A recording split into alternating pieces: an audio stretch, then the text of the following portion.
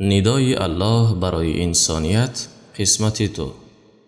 اهمیت علم در دین. اعوذ بالله من الشیطان الرجیم.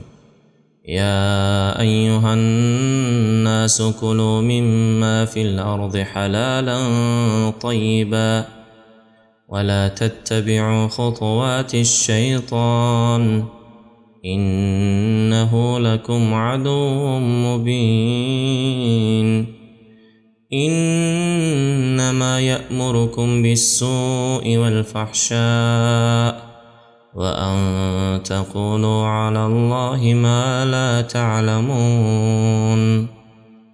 ای مردم، از آنچه در زمین است حلال و پاکیزه بخورید و از راه‌ها و گام‌های شیطان که به وسیله آنها به تدریج شما را به سوی عذاب می‌کشد پیروی نکنید که به راستی او دشمن آشکار شماست. او شما را تنها به بدی و زشتی فرمان می‌دهد و بر آن می‌دارد تا آنچه را که نمی‌دانید به الله تعالی نسبت دهید. سوره بقره آیه 168 و 69.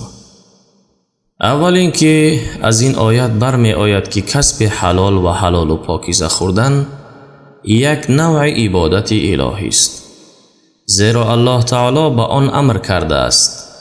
حلال دارای دو وصف می باشد: یکم پاکیزه باشد و نجس نباشد، دوم فایده آور باشد و ضرر آور نباشد.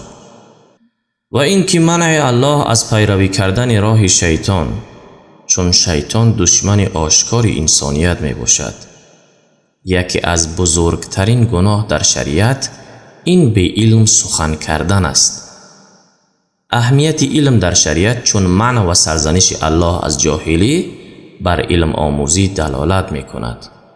السلام علیکم و رحمت الله و برکاته و جزاکم الله خیرا.